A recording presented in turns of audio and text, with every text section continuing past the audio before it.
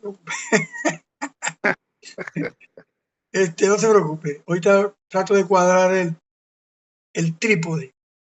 Entonces, estamos hablando acerca de la profecía de Ageo, donde Ageo es un profeta que le importa poco o nada que la gente sepa de él. Simplemente nos comienza hablando del Dabar Adonai, la palabra del Señor, y para Ageo es más que suficiente. Y hoy, en un mundo evangélico donde se magnifica, se promueve el culto a la personalidad, donde los títulos, que es el apóstol, que es el profeta, que los mismos pastores, los obispos, en fin, ¿no? Entonces, es muy importante que al profeta Ageo le importa poco o nada que hayamos sabido de él. Simplemente tiene una palabra que dar, tiene un mensaje que comunicar, y para él eso es mucho, es más que suficiente. Entonces, hoy, con la ayuda del Señor, vamos a tratar dos aspectos importantes en cuanto al profeta Ageo. Ok, ahí estamos en pantalla. Correcto, voy a tratar de agrandar un poquito para que ustedes puedan ver un poquito más. Correcto, ok. Vamos a hablar un poquito acerca del Apax Legómena de Ageo. Usted me dirá, ¿qué es eso de Apax Legómena? Se lo voy a explicar con un ejemplo. Hay muchos autores que sostienen que la carta a los hebreos no fue escrita por Pablo, porque el vocabulario de hebreo es muy diferente a el vocabulario de las epístolas paulinas. Correcto. Entonces, ese vocabulario utilizado, los términos propios de un autor, eso se llama en latín el apax legum. ¿Sí? Las palabras utilizadas, los términos utilizados. Entonces, quiero compartir con ustedes pues un poquito de los términos hebreos únicos que son propios de el profeta Ageo. Son muy característicos, no son muchos, son algunos términos. Entonces vamos a hablar de los términos hebreos únicos y su significado en el marco teológico y parentético, es decir, en el paréntesis teológico de la profecía de la restauración posexílica. Eso es lo que se quiere restaurar: el templo, las paredes de la ciudad, y la restauración sobre todo de la palabra de Dios y de la profecía del. Entonces, tenemos que Ageo, tenemos un contexto lingüístico interesante. ¿Por qué un libro profético de solo 2 capítulos y 600 palabras en hebreo original contiene una densidad conceptual tan determinante en el periodo del Segundo Templo? Mire, mis amados, cuando usted vaya a estudiar un libro de la Biblia, por lo menos en español, trate usted de precisar cuáles son los términos que el autor utiliza, cuáles son los términos que prefiere. Por ejemplo, si usted va a estudiar la carta a Tito, Pablo va a utilizar sana doctrina y buenas obras, y la palabra gracia. De repente, la carta a los Efesios, pues tiene un apax legómena mucho más amplio. Correcto. De hecho, Pablo utiliza términos como dispensación, la dispensación del cumplimiento de los tiempos, muy característico de esa carta. Creo que Tony tiene como unos 2 décadas haciendo una, un estudio de la carta a los Ahí Efesios. vamos, compañero, te voy a sorprender este año. Gloria al Señor. No, pero te estoy echando broma, pero porque escogiste un libro muy complejo. De verdad que sí. Es un libro bastante, es como la carta a los romanos. No, y el mismo en la epístola a los hebreos. La gente cree que soplar y hacer botella. Entonces, bueno, qué bueno, hermano. Estamos esperando la culminación del comentario. Entonces, un libro tan pequeño como Ageo, que tiene 2 capítulos de 600 palabras, la densidad conceptual. Entonces, yo cuando estaba estudiando primero los Corintios, hace 30 años, hice las palabras que eran solamente de primero los Corintios. Correcto. Y luego me busqué diccionarios como Vine, Strong, Tiger y otros más, y traté de definir esos términos con estos autores y luego tratar de ver qué era lo que Pablo quería enseñar, correcto, en cuanto a eso. Y uno de los términos bien interesantes es la palabra velo, correcto, que es una palabra muy particular de Primera de los Corintios, el término velo. Y hay una exhortación, pues, al uso del velo entre las mujeres, pero es un tema muy amplio. Me voy a caer en la tentación de... Pero para que usted sepa lo importante que es el establecimiento no solamente del contexto histórico-cultural, no solamente de la forma de la morfología o la sintaxis, ¿no? Sino no solamente la parte histórico-cultural, que no deja de ser tan importante, pero también les estoy planteando ahorita, como ustedes amantes de la exégesis bíblica, a que comencemos a trabajar en eso, en el contexto lingüístico, la densidad de los términos, Ageo, que es un profeta del periodo del Segundo Templo, y los buenos teólogos, no sé si Adolf Reutemann será un buen teólogo, pero tiene un buen libro que nos trata ese periodo del Segundo Templo. Habla del primer templo, el segundo templo, correcto. Y hablan de un judaísmo del templo de Herodes y manejan ese periodo de Qumran, el año 80, 90 a.C., hasta el año 100, hasta el año 70. Y de ahí más o menos manejan lo que llaman ellos un judaísmo tardío, correcto. Ya en la Edad Media, Maimónides y otros pensadores judíos, ¿no? De ese tiempo. Entonces, se lo dejo a usted aquí para que usted pueda saber que esto existe y es importante el manejo del contexto lingüístico, ¿no? Voy a rebajar aquí un poquito para que ustedes puedan...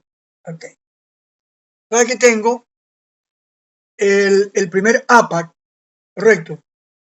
Ahí tengo los términos hebreos. Es el término Malkut, correcto. Ahí está la Men,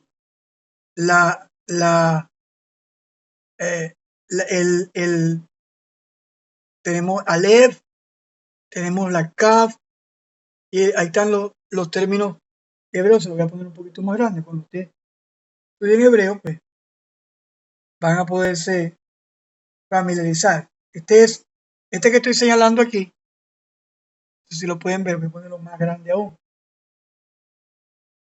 Aquí está. Este es la primera letra del Aleph, que es precisamente Aleph, que es muda. Entonces recuerde que el hebreo se lee al revés que el español, correcto, de derecha a izquierda, ¿no? Aquí tenemos el término malakut. Esta Aleph es muda. Aquí tiene los símbolos vocálicos. Voy a ponérselo más grande. A ver si se lo puedo poner. Este me hiciste. Aquí debe estar. Aquí está. Estos símbolos que están debajo de los ideogramas del alefbet, correcto. Aquí está la mem, correcto. Esta es la E. Comienza con M, termina con E, correcto. Comienza con M y termina con H, correcto. Entonces, estos símbolos que están aquí son las vocales que los masoretas, siglos después, colocarían para, incluso aquí está una letra también, en la mitad del símbolo. Eso de verdad que lo explica muy bien el profesor Emil Cordero. Correcto. Entonces tenemos en Ageo 1.3, correcto. Ageo 1.3 dice, entonces vino palabra del Señor por medio del profeta Ageo. Correcto. Esa es la palabra, tenemos aquí claramente definida. Correcto. Tenemos esa palabra definida. Ya va, creo que moví. Tenga un poquito de paciencia. Yo sé que estoy. A ver, déjenme regresar a. No, estoy en la otra presentación. Okay. Aquí está el término Malkut, que traduce directamente embajada. Correcto. O mensaje divinamente encomendado. Entonces aquí tenemos en el capítulo, perdón, 1.13. Aquí lo dice, y oyó Zorobabel, hijo de Salatiel, y Josué, hijo de Josadac, sumo sacerdote, y todo, no. Entonces Ageo, aquí está, enviado de Adonai. Estoy leyendo Ageo 1.13. Entonces Ageo, enviado de Adonai. Es una palabra muy particular del profeta Ageo. Ageo se considera un enviado. En este caso, tenemos la palabra Malkut, que se traduce directamente como embajada o mensaje divinamente encomendado. Surge de la raíz consonántica vinculado al mensajero oficial. Correcto. Entonces, de ahí viene también la palabra ángel en hebreo. Correcto. Malak, Adonai. El ángel, el Malak, Adonai, de ahí viene de la misma raíz, la palabra mensajero. Correcto. Entonces, es importante que sepamos. Entonces, este APAC absoluto en la es absoluto porque va a hallarse solamente en, así bien concreto de esta forma, en hebreo, en el libro de Ageo. Ageo lo utiliza muy propiamente dicho, entonces certifica la absoluta legalidad y la formalidad del decreto profético de reconstrucción, dándole dándole el estatus de el edicto. Entonces, por eso nos dice el profeta Ageo, entonces Ageo, enviado del Señor, habló por mandato del Señor al pueblo diciendo, yo estoy con vosotros, dice Adón. No solamente el edicto del rey, sino también el edicto que Dios nos ha dado a través de su profeta. Entonces, vamos a seguir avanzando porque tenemos muchas cosas en esta noche. Mire este texto hebreo, hermoso este texto hebreo, este códice, ese el códice de Leningrado. Aquí está, hermoso. Se parece mucho al arameo, este códice. Creo que es el códice de Leningrado. Y cuando ustedes estudian el arameo se dan cuenta de lo que les estoy hablando. La forma de la escritura. De hecho, el palo hebreo, que era más o menos una escritura antigua, era de forma pictográfica, utilizaba imágenes, fue cambiado en el tiempo de la cautividad babilónica dicen que por Esdras es un hebreo cuadrático. Esto que tenemos aquí son los caracteres de un buen manuscrito que probablemente sea una foto al Códice de Leningrado, que es uno de los textos hebreos que tenemos, disponemos completo, antiguo, muy semejante en su forma, su contenido, a los documentos que se hallaron a posteriori en UNRWA. Eso es tremendo. Entonces, tenemos también, a ver, tenemos también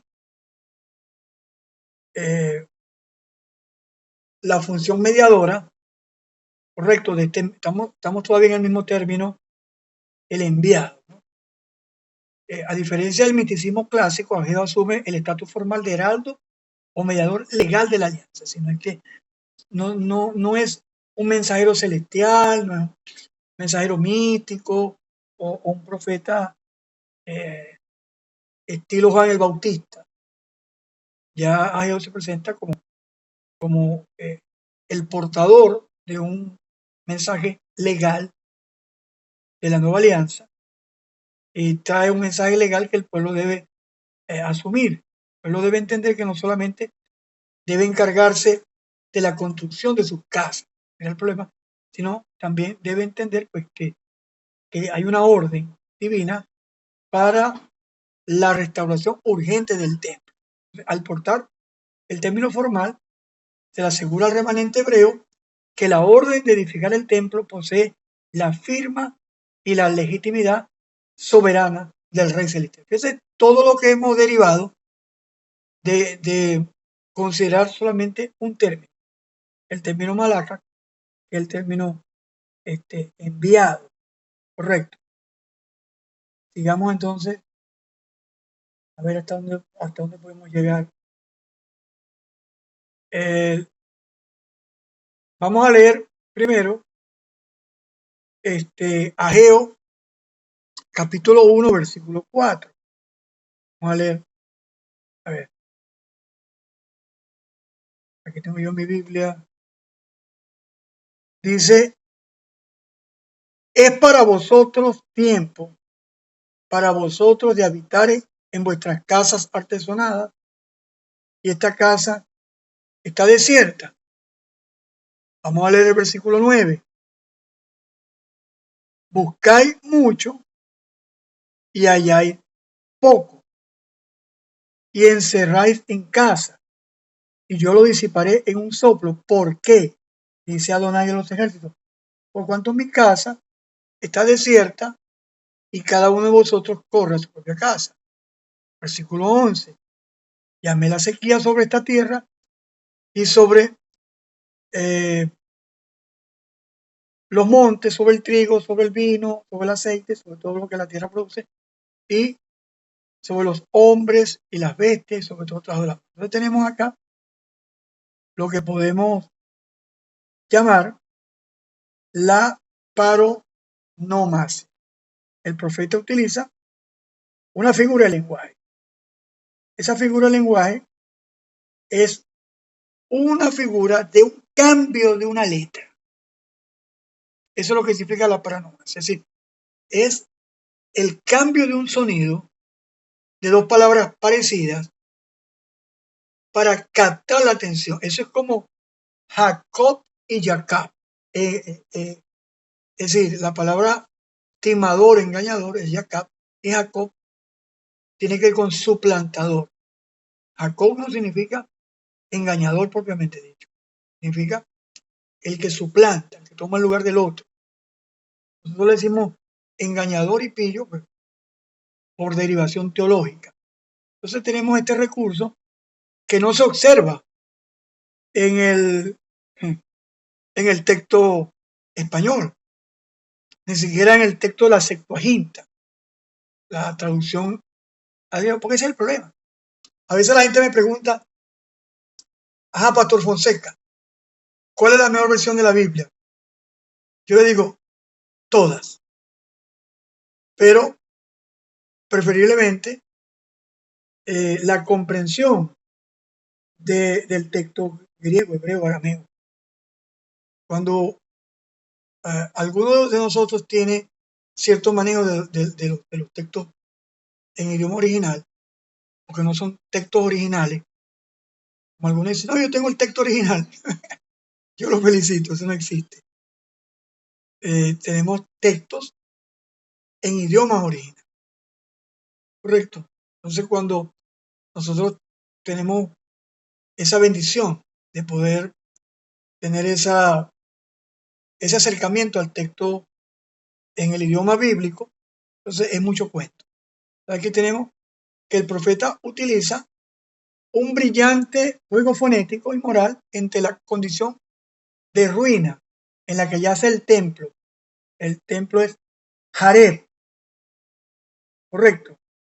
Tenemos la Hei, tenemos la red y tenemos la B. Ese es el término Jareb. Voy a engrandecerlo para que usted vea la diferencia solamente de un término y el otro. Voy a ponerlo lo más grande que pueda para que usted, voy a ponerlo más grande aún, a ver si me permite.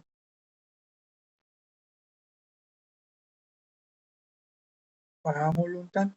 Me fui por otro lado. Entonces, déjame ver si puedo rescatar aquí la imagen. Creo que ya se la voy a poner. Ajá, entonces me fui hasta abajo. Aquí está. Ajá, vamos a ver si pueden verlo ahí. El Jareb y Joreb, lo que cambia es una A, que son estos dos puntitos, sobre la red, y aquí tiene tres puntitos, que es la O. Eso es lo único que cambia en la pronunciación. Entonces, los lectores originales de este corto libro entendían el uso de esa figura, un cambio de un sonido. Para eso es un recurso retórico, para llamar la atención de ellos. Entonces, la retórica de aquí es implacable, como decimos en la lámina, se necesita llamar la atención de ellos. Y para la comprensión, pues, utiliza la paranomasia, y para mayor estudio de este término, yo les voy a recomendar un libro que yo les he recomendado toda la vida, que se llama Figura de Dicción, por Bullinger La Cueva. Él explica con mucho detenimiento este término, la paranomasia. De hecho, yo lo tomé de Bullinger La Cueva para poder hacer estas láminas en cuanto al uso de los dos términos Joreb, Jareb y Joreb. Ellos le van a cantar porque es un recurso retórico para que ellos entiendan, mire cómo está el templo, y porque el templo está así, la tierra está como está. Sí, si el templo está destruido, la tierra también va a pasar la misma consecuencia de el descuido del mandato de Dios enviado por el comisionado, el embajador Ageo. Le está trayendo consecuencias desde el punto de vista de la sequía y de la tierra y el colapso material de los campos y de los viñedos de ese entonces. Es importante, pues, nosotros entendamos esto, entendamos ese recurso que a simple vista no está bien detallado en el texto español. Entonces, reitero, por eso la gran oportunidad que tenemos nosotros de estudiar por ahí. El profesor Emil Cordero va a ofrecer enlazado con el MINS Panamá, un curso de hebreo básico. Yo creo que un curso de hebreo básico sería fenomenal. Y por ahí por el mes de julio, de septiembre, octubre, MINS Panamá va a ofrecer un curso de griego básico con este servidor. Es que sería bueno que ustedes se registren en estos cursos, puedan aprovechar al máximo para aumentar la comprensión no van a ser unos eruditos, pero van a tener de verdad que buenas herramientas para tener un acercamiento. El segundo APAX es la palabra Megurá. Voy a poner la lámina completa. Aquí está. Y tenemos el segundo APAX, que es la palabra Megurá. Correcto. A engrandecerlo más. El término hebreo, aquí está Lamen, correcto. Y termina con la E. Recuerden que el, el, el tetragrama es Yod, Bat, E. Esta última letra de la palabra Megurat es la consonante del tetragrama. Yod, Bat, E, que se repite dos veces en el texto, en el tetragrama. La forma, entonces tenemos a este término, el término Megurat, ya voy a ampliarlo, entonces lo llamamos el umbral de la gracia. La palabra Megurat es un APAC absoluto porque aparece en este término, muy particular de Ageo, y es colocado en el texto masorético. Yo le hablé que usted el texto masorético es el texto consonantal. El hebreo siempre fue consonantal, nunca tuvo vocales hasta siglos después de la era cristiana, donde los masoretas, para que el texto hebreo no se perdiera la pronunciación, entonces le colocaron signos vocales, puntitos. Esos puntitos los inventaron los masoretas. Fueron el cuerpo colegiado que se encargó de colocar. Entonces, para preservar la pronunciación, por cierto, al Yod et Vayhet, Yod et Vayhet, que son YHWH, le colocaron intencionalmente las consonantes de Adonai, A, O, A, I, para que el lector no lo pronunciara. Correcto. Y llegaron los traductores nuestros y lo tradujeron Yahová. Pero eso no existe. No existe tal cosa como Yahová.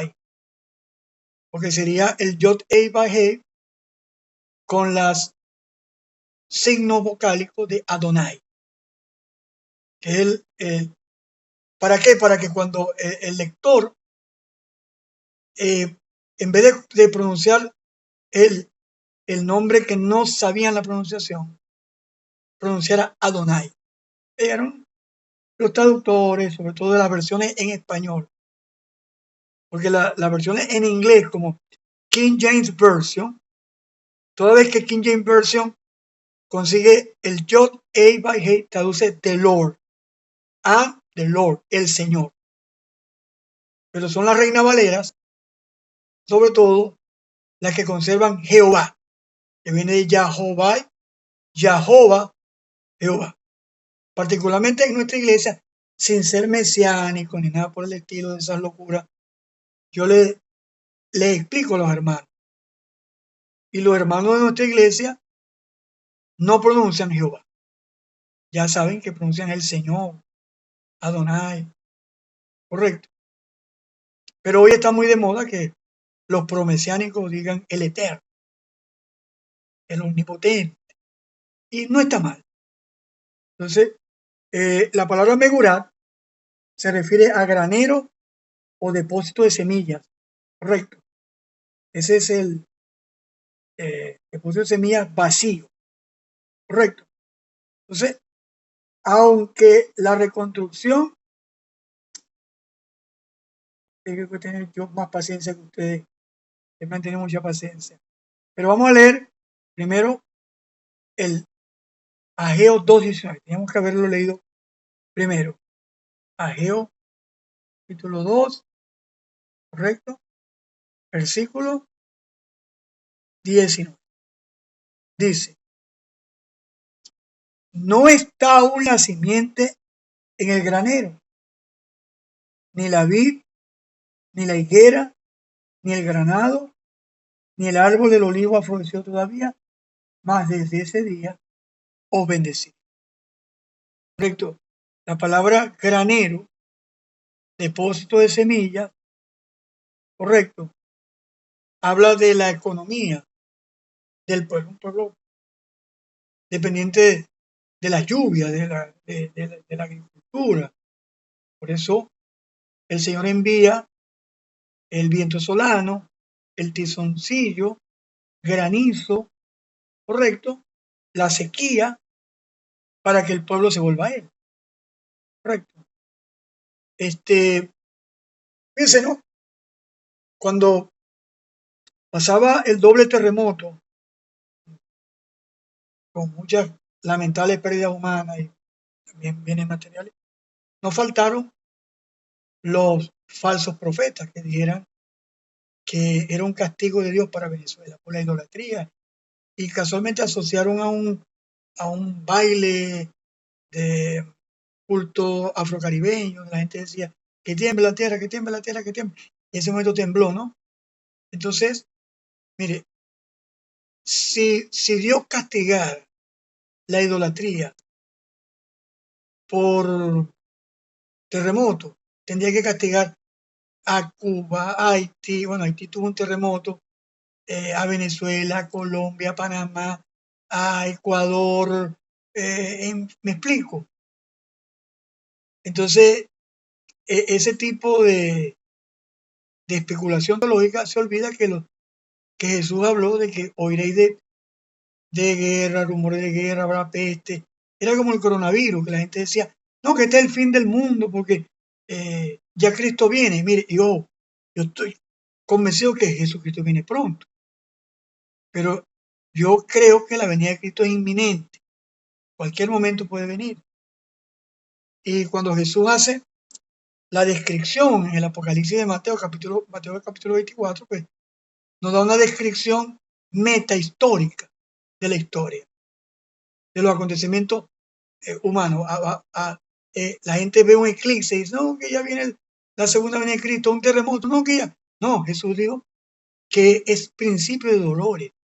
Los terremotos son parte de del proceso de las placas tectónicas, del movimiento de ella, el ajuste y todo lo demás, ¿no? Entonces, bueno, esto es una aclaratoria que yo quería darles, pero teníamos tiempo que no nos veíamos. Entonces, la reconstrucción ha iniciado, la tierra aún no produce fruto y los almacenes siguen desprovistos.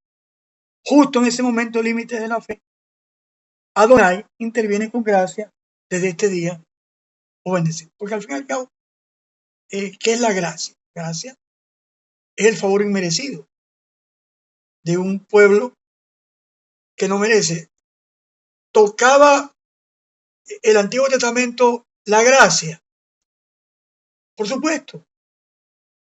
Hay un texto que dice que la ley fue traída por Moisés, pero la gracia por medio de Jesucristo. Y dice el texto siguiente, gracia sobre gracia. Pero realmente la preposición es charis anti-charitos. Eso quiere decir gracia contra gracia. Interesante cuando revisemos el texto griego, ese texto de Juan. Entonces, había una gracia en el Antiguo Testamento, en el tiempo de Moisés. pero era una gracia limitada.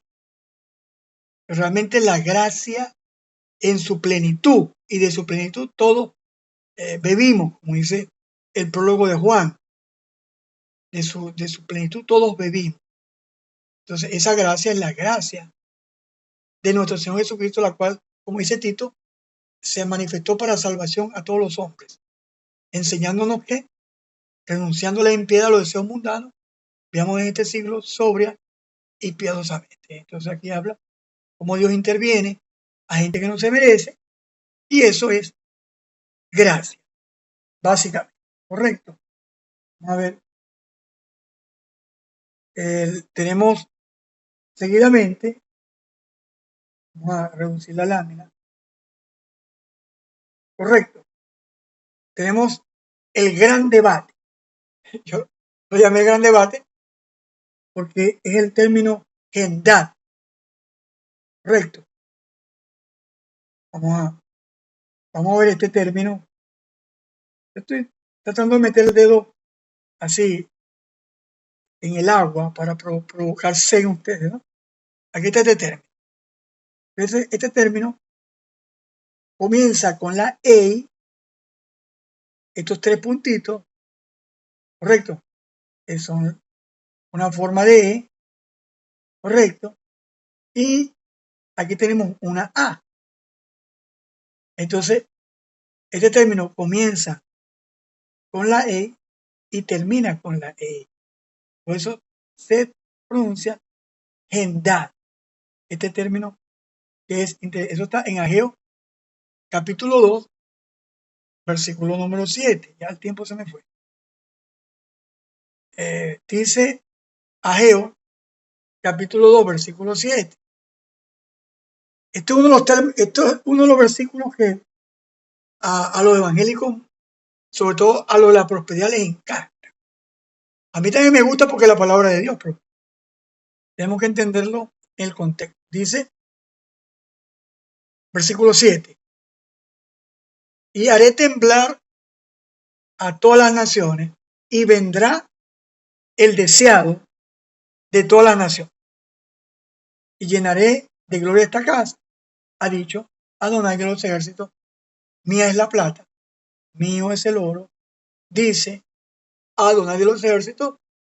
Versículo 9, la gloria postrera de esta casa será mayor que la primera, ha dicho Adonai de los ejércitos, le haré paz en este lugar, dice Adonai de los ejércitos. Yo le decía a usted que esta forma de Yahvé Sabaoth es muy propia de los profetas poexílicos, aunque también los salmos lo usan, pero ellos prefieren mucho esta construcción, Yahvé Sabaoth, Señor de los. Entonces, la controversia estriba en el hecho de Ageo 2.7. Esa palabra, deseado de las naciones. Correcto. Eso es el gran debate, correcto, de este término. Este término, gendad. ¿Ya? Kol Agoyim. Aquí está. Gendad, es decir, el deseado de las naciones. Ese es el término que los judíos nos llamamos nosotros Goyim. Y es un término que hasta tiene cierta, no aquí en Ageo, sino en los judíos, cierto sentido peyorativo, despectivo, el término Goyim.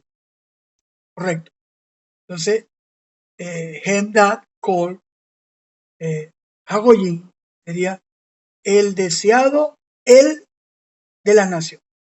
Entonces, entremos acá en algunas consideraciones para que podamos ver esto, ¿no? Lo que nos interesa. ¿Pues? Leo, pero ya voy a reducir esto para ver. Aquí lo tengo.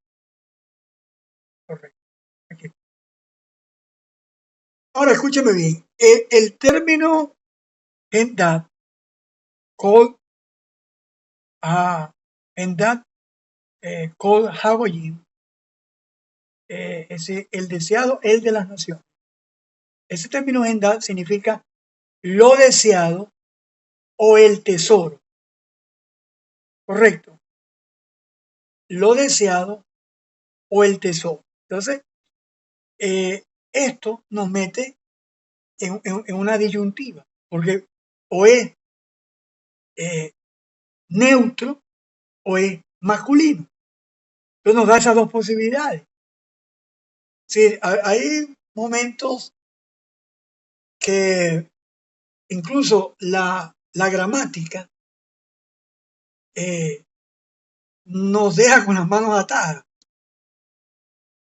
no nos da tanta claridad como en este caso. Entonces, es lo deseado o el deseado. Casiodoro de Reina, por su teología, sería bueno que ustedes revisaran otras versiones, en la Biblia latinoamericana, Biblia de Jerusalén, eh, eh, Biblia, nueva versión internacional, Biblia de las Américas, tantas versiones usted disponga para ver cómo traducen, si lo traducen el deseado, si lo traducen el deseado, están tomando en cuenta toda una teología mesiánica, que tampoco es descabellada, correcto. Pero si lo traducen neutro, lo deseado tiene que ver con las riquezas en sí, la parte monetaria. A mí me parece, con todo respeto, el uso del término neutro, lo deseado. ¿Por qué? Porque el contexto es la parte determinante en la hermenéutica. El contexto me habla de las naciones, de llenar la casa, y me dice, mía es la plata y mío es el oro. Esa es la razón por la cual José Fonseca prefiere entender esto en función de que lo deseado son las riquezas de la nación, que van a llenar la casa del Señor, y no como muchas traducciones, y créame, respeto, pero creo que compartíamos con Tony, ¿no? Recientemente, ese extremismo de querer ver a Jesucristo en todo, en todas las palabras del Antiguo Testamento. A ver, Tony, te estoy viendo con la mano alzada. Sí, José, excelente, hermano, el análisis gramatical que estás haciendo allí. Fíjate que revisé Nueva Biblia de las Américas, que me parece una muy buena traducción, y ese texto dice, y haré temblar a todas las naciones, vendrán entonces los tesoros de todas las naciones, y yo llenaré de gloria esta casa, dice el Señor de los ejércitos. Muchas gracias, Tony. Yo sé que tú eres un hombre con el espíritu de los de Berea, que no es porque Fonseca te lo diga, sino que tienes ese espíritu de investigación, y la verdad que eso es una virtud. El Señor te siga usando para su gloria. Sí, es el resultado de un estudio, es el resultado de meses de estudio, hermano. De verdad que cuando la gente me escucha, la gente tiende a desanimarse. ¿Viste? ¿Cómo hago yo para llegar a ese nivel? Tranquilo. Es estudio, determinación, deseo de depender de Dios y su espíritu y profundizar en su palabra. El reverendo Vinicio Fernández. Adelante. Sí, muy breve, porque sé que estamos ya al final también, ¿no? Sí. Estoy aquí revisando y noto que hay varias versiones, no unas, no varias, que le dan ese mismo enfoque. Dios habla hoy, Nueva Versión Internacional hace lo mismo, Nueva Traducción Viviente también le da el mismo enfoque. La traducción del lenguaje actual hace como una fusión entre los versículos 6 y 8, dándole también el mismo enfoque, tomando en cuenta más como hablando de las riquezas y no de ese enfoque mesiánico. Hay unas cuantas versiones que tienen ese enfoque. Muchas gracias, Vinicio. Excelente comentario. José, una pregunta, hermano, una Dime, pregunta. dime, Tony. ¿Eso será por la fuente que se usó para hacer la traducción? En el caso de Reina Valera, por ejemplo, fue texto receptus, pero en el caso de todas las versiones que mencionó allí Vinicio, no es el texto receptus. ¿Tendrá algo que ver con eso, mi hermano? Pregunto. Bueno, voy a revisar las variantes textuales. Correcto. Voy a revisar el texto crítico y te lo voy a contrastar con el texto receptus, ¿verdad? Porque ahorita no te tengo esa información. ¿Me explico? No puedo ser irresponsable. Pero la semana que viene o por el grupo, no creo, yo creo que por el grupo te lo voy a compartir. Lo que sí es que el análisis morfosintáctico, toda la parte morfológica, nos da dos posibilidades. Que sea un sustantivo neutro o sea un sustantivo masculino. Obviamente la teología empuja la traducción, Tony y mis hermanos. Entonces, por ser la teología de Casio de Reina, de Silvano Valera y otros más, pues, ellos están viendo el elemento mesiánico, ¿correcto?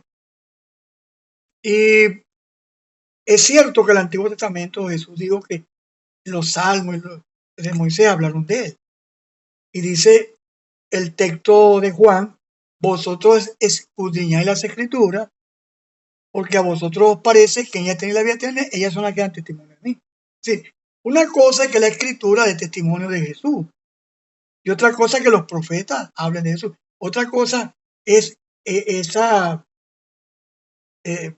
manía, no sé si será un término correcto, voy a cambiar el término manía, disculpe, propensión, parece un poquito más elegante, a querer que cada término del Antiguo Testamento hable directamente de Jesús.